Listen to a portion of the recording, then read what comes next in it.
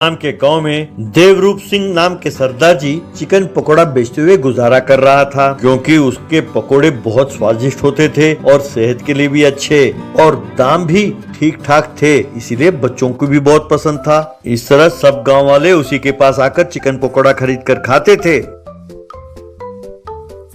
एक दिन poultry farm का मालिक गणेश अपने दोस्त जिगर के साथ वहां पहुंचा।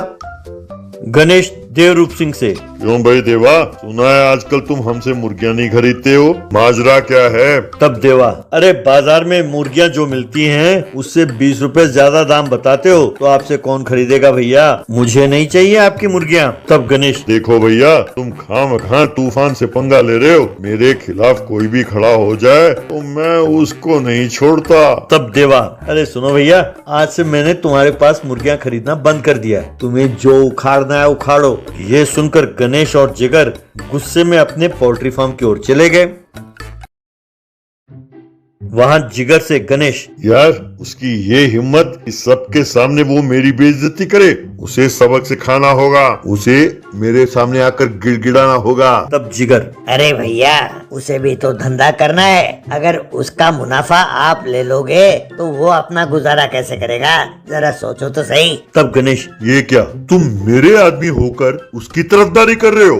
क्यों, तुम्हें ये नौकरी नहीं चाहिए? तब जिगर अपने मन में, ये एक बड़ा कमीना है, इसे नसीहत देने का कोई फायदा नहीं है, ऐसे ही गलत काम करता रहता है और बाद में बहुत बड़ा नुकसान उठाता है। यूं सोचा। अब गणेश जिगर से, अरे जिगर, मेरे दिमाग में बहुत बढ़िया आइडिया आया है। वो देवा का छोटा भाई है ना, नालायक सरदार, उसे उकसाते हैं, देवा के ठेले के सामने ही सेंटर में उसका एक चिकन पकोड़े के ठेला लगवाते हैं, उसे हम सस्ते दामों में चिकन देंगे, पर इस सरदार का दुकान जरूर बंद कराएंगे। क्यों, क्या कहते हो? तब जिगर, अरे भैया, अगर दाम कम करना है तो वही दाम कम करके देवा को चिकन दे सकते हो ना भाई, हमारा भी अच्छा धंधा होगा और टाइम टू टाइम वो पैसे भी दे देता है। गणेश, अरे जा चुप हो जा, यूं बोलेगा जैसे सब कुछ पता है इसे, हैं? पहले चलो हम उसके भाई के पास जाते हैं। यूं गणेश सरदार के पास गया, जो अपने दोस्तों के साथ एक जगह दारू पी रहा था। वहां गणेश ने सरदार जी को अपना पकोड़ा सेंटर खोलने के प्लान के बारे में सब कुछ बताया। ये सुनकर सरदार, अरे वाह, ये तो आइडिया बहुत बढ़िया भैया, आप तो भगवान के रूप में आए हो। मैं भी बहुत दिनों से इसी ताक में बैठा था कि कब मैं अपने भाई को शिकस्त करूं, पर क्योंकि गांव वालों को उसके बनाए हुए पकोड़ों का स्वाद बहुत अच्छा लगता था, मैं समझ नहीं पाया कि क्या करूं, और मेरा सारा परिवार उसकी प्रशंसा करते हैं और मुझे निकम्मा कहते हैं। तब गणेश, अरे इतना ना सोचो भैया, ये तो सिर्फ चिकन पकोड़े हैं ना, इसमें क्या होता है, बस चिकन के पीस, मसाले, नमक, मिर्ची, गरम मसाला, अंडे, कॉर्नफ्लोर, बस। सुनो, एक महीने के लिए हम कम दाम में चिकन पकोड़े बनाकर बेचें तो लोगों को उसकी आदत पड़ जाएगी, बस तुम्हारा भाई दुकान बंद करके चला जाएगा। ऐसा करने के लिए तुम्हें किन चीजों की जरूरत है, जरा मुझे बताओ, मैं प्रबंध कर दूंगा। कहकर चला गया। अगले दिन देवा के दुकान के सामने ही सरदार ने भी चिकन पकोड़े की दुकान खोला।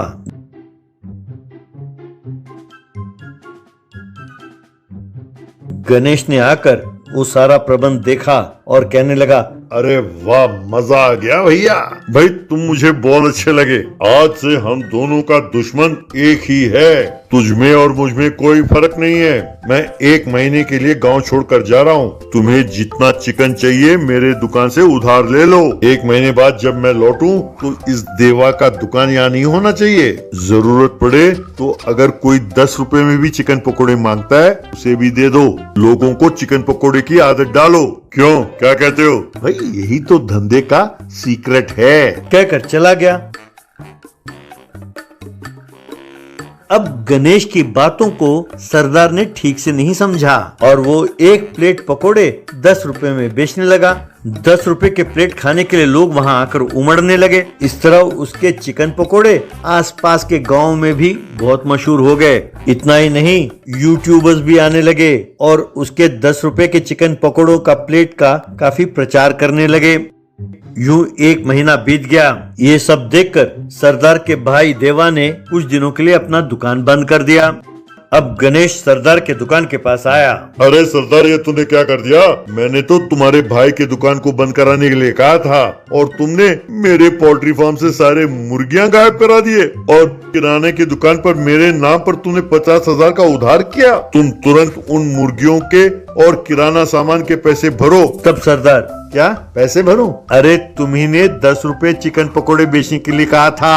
अरे भैया, तुम्ही ने तो कहा था कि हम दोनों का दुश्मन एक है, तो वो सारे पैसे तुम ही भरो। तुमने जैसे कहा था मैंने वैसा ही अपने सगे भाई के खिलाफ जाकर पकोड़े की दुकान खोला और उसका दुकान बंद कराया। अपने पास जो थोड़ा बहुत माल बचा था आज खत्म हो गया। अगर कल से दुकान चलाना हो तो और सामान चाहिए, तुम तुरंत चिकन और बाकी सामान भेजो। देश भर में अपनी दुकान का नाम होना चाहिए। हाँ, कल ही बहुत सारे यूट्यूबर्स आए थे और उन्होंने नए नए रील्स बनाए हैं। अगर आनाकानी की तो लोग अपने घर आकर मारेंगे हमें। तब गणेश, अरे भैया, मैं तुम्हारे हाथ जोड़ता हूँ, रहने दो। तुम और तुम्हारे ये 10 रुपए वाले पकोड़े। अब YouTube में तुम्हें मशहूर करने के चक्कर में मैं अपनी सारी संपत्ति बेच डालूं? दफा हो जाओ यहाँ से। मैं ये